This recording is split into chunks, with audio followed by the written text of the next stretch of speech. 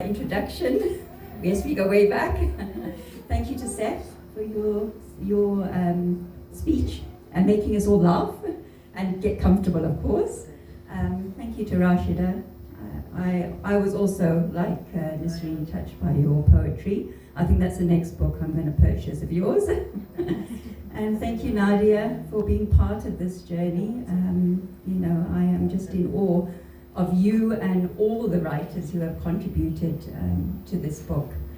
I'm going to read. I'm not going to follow my predecessors. I need to read everything because I have a horrific memory and I'll forget to do something or say something. So before I do start, I want to begin where everything in life begins, with gratitude to Allah. Alhamdulillah for this moment. Alhamdulillah for every step that is led here. The ease, the difficulty, the certainty, the doubt, the doors that have opened and the doors that didn't. Alhamdulillah for the ability to write, to listen, to hold space, and to bring people together through words. I am deeply aware that nothing we achieve is ever solely because of us.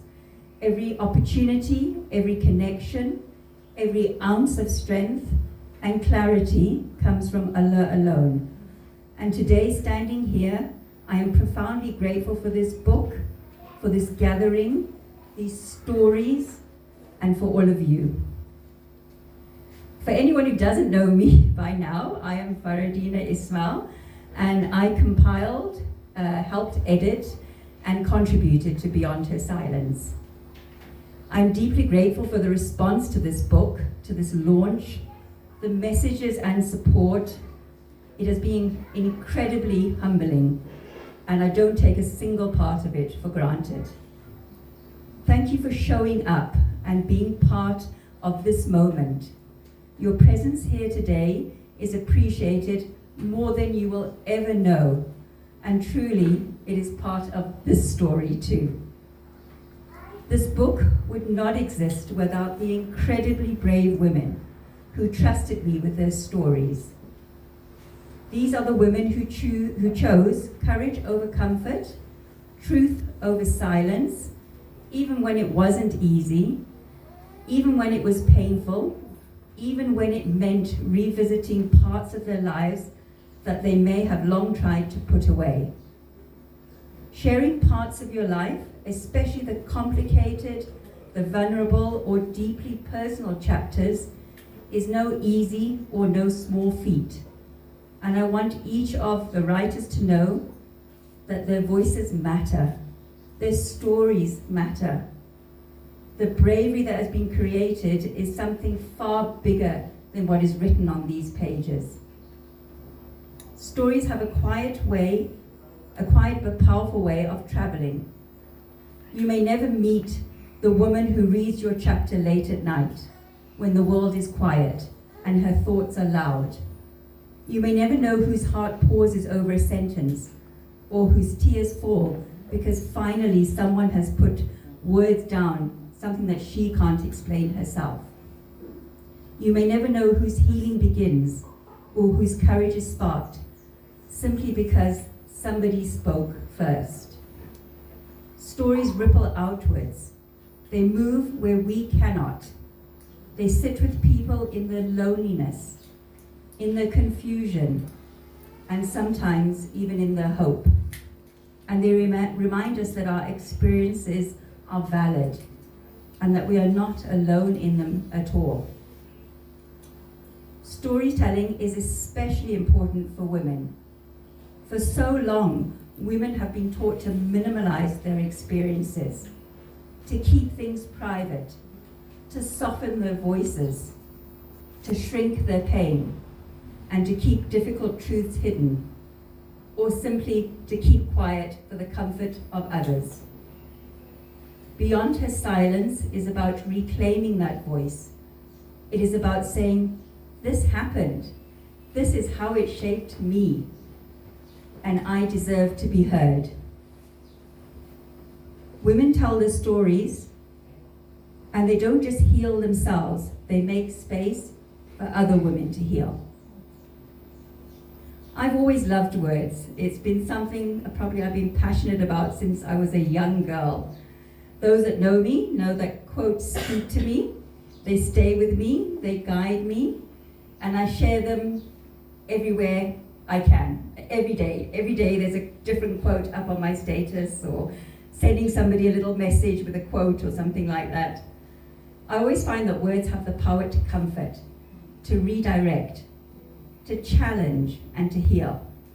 I am at heart a positive person, and my aim, both in my writing and in my life, has always been to help, to uplift, and to inspire wherever and whenever I can. I also believe positivity does not mean pretending your pain doesn't exist. It means acknowledging it and choosing to rise anyway. This book came about through a passion for listening. We all have stories. We probably have multiple stories that need to be told. And it started as a thought and a feeling that there were stories around us that needed a safe space to go. Stories can be carried quietly, sometimes for years. Stories that need to be held with dignity and without judgment. Slowly that idea, or those ideas, became this book.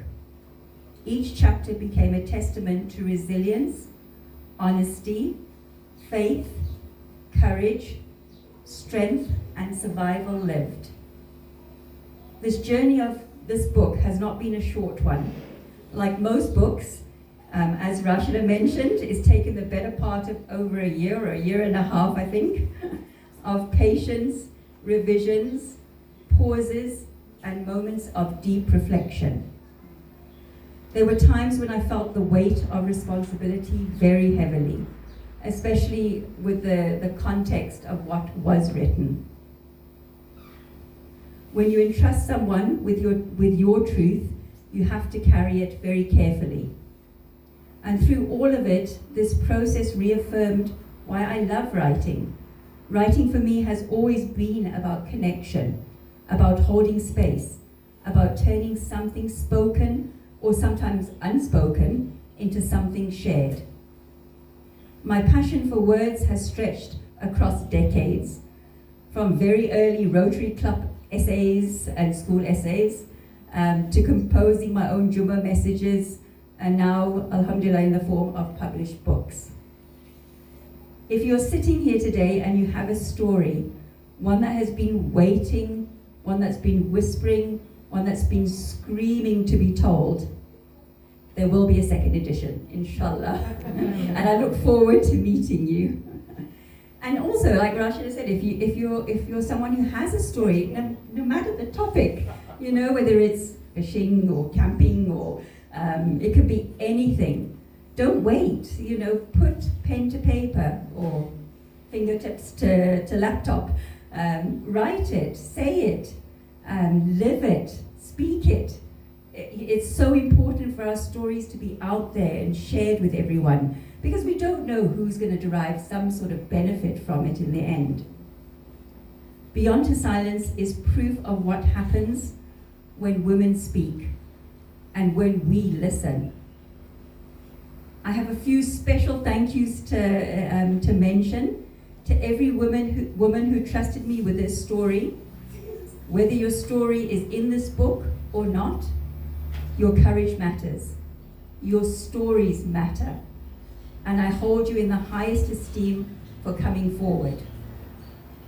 Thank you for trusting me, for trusting this process, and more importantly, for trusting your own voices. This book carries your strength. To my publishing team, who are not here, but I couldn't have done it without them. They were very patient and tolerated me bugging them 24/7. To Rashida and Seth, for our incredible guest speakers, I'm deeply honored to have had you here, and I'm grateful for all your wisdom. Really blown away. To Rahana for allowing us to take over this beautiful space, quite literally, and for all your help and kindness. To the socialist and my daughter Amani, Thank you for your creativity and the amazing social media posts leading up to the book launch. To my beautiful family for encouraging me, supporting me, and constantly reminding me that I'm just way too positive and occasionally annoying. You spur me on and inspire me always. And finally, to all of you for being here, for showing up, for supporting this book and all these women. I am truly grateful and I'm deeply humbled. May Allah place barakah in this book, allow it to reach the hearts it is meant to reach, and make it a source of healing, strength, and connection. Thank you so much.